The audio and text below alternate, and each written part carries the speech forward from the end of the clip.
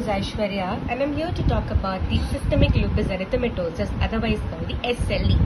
Let's move on to the introduction first. We'll start up with the definition. It is a prototype of multi-system disease of an autoimmune having an autoantibody. This autoantibody could be anti-nuclear antibody, anti-Smith antibody or anti-dsDNA or anti-phospholipase. This could be either chronic or acute. Female is to male ratio of this disease is 9:1 ratio. Next is the pathogenesis. There are three causes of this SLE: genetic, immunological and environmental. Genetic cause, it is because you just have to remember 3 points in it. The first point is about the genes. It occurs in TREX1 and HLA-DQ gene. Next is the possibility of the monozygotic twins getting this is 25%. Third point is the inherited deficiency of the early complement such as C2, C4 and C1. Next is immunological causes. What happens here is inappropriate B cell stimulation causes the failure in the self-tolerance. Next is the environmental causes. It could be UV radiation or because of Epstein-Barr virus or because of few drugs such as hydrolazine and procainamide. Because of this reason, there will be cell damage and the nuclear antigen is being exposed, so the anti-nuclear antibody is being formed here. Now next is the mechanism of the tissue injury. It is not that important, but we'll just go through. There are 4 points here. First is the classical complement pathway, which uses type for 3 hypersensitivity reaction and causes organ damage. Next is the autoantibody against the blood like RBC, WBC, platelets. It causes phagocytosis and leads to different cytopenias because of type 2 hypersensitivity. Next is the antibody against the phospholipase, causes thrombosis. Next is the autoantibody against the CNS receptors. They causes neuropsychiatric complications such as psychosis and convulsions. Next is the important one, which is the different sites. The first site you can see is the kidney.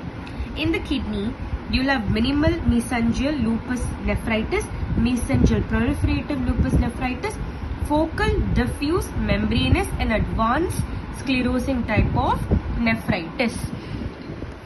In this case, why does this glomerulonephritis happen? Because of deposition of the anti-DNA, anti-DNA complex in the glomeruli. Next is the skin. In the skin, there will be degeneration of the basal layers of the epidermis, which causes inflammation.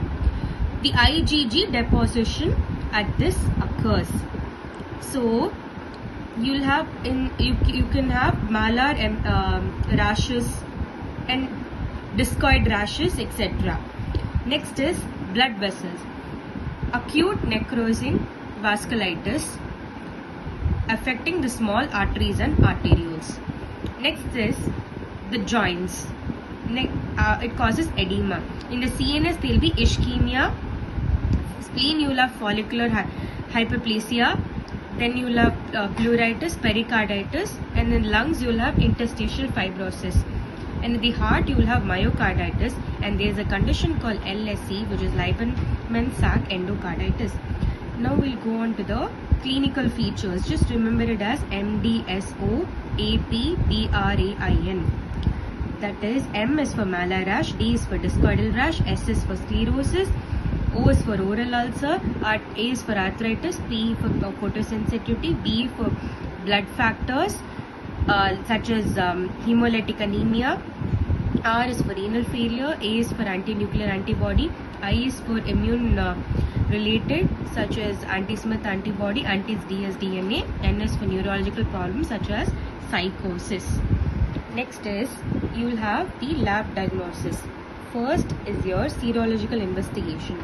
The most sensitive serological investigation is your anti-Smith antibody, autoantibody. Next is your most sensitive is your ANA, anti-nuclear antibody. Next is your complement C3, C4 can be found. Then ESR, CBC, platelet, PT, APTT, urine analysis, urine serum creatinine, chest X-ray, and all these can be done. In the lab features, you'll have renal biopsy and skin biopsy can be done. Next is immunofluorescence, which is a very, very important one. Okay, the rim is appearance is seen in the peripheral, which is seen in the renal diseases when antibodies produced against the dsDNA. Next is the homogeneous, uniformly distributed. It could be drug-induced preconomide and hydrolysine. It is seen in antibody to the histones. Next is the speckled appearance, which has a green background and dark dots, speckled, seen in SLE and Sjogren's scleroderma, whereas it is seen in the non-histone or the anti-Smith DNA. Next is the centromere, which has a dark background with small tiny dots. It is again seen in the antibody to nuclear antigen.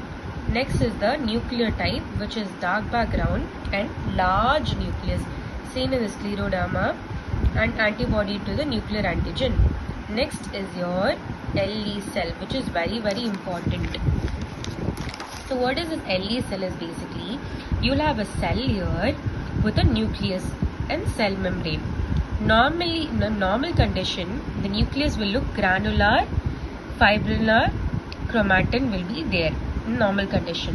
When the anti-nuclear antibody and stimulants such as UV rays and infections causes the membrane damage, usually it's protected with cell membrane, but because of this triggers, it causes membrane damage and it exposes the nucleus. This is exposed nucleus. I've taken it out. Now this normal condition is changed to granular homogeneous nucleochromatin. Now it causes nuclear damage. This damaged nuclear chromatin is called the LE bodies. Now when it circulates in the peripheral blood, it is engulfed by the macrophages by phagocytosis.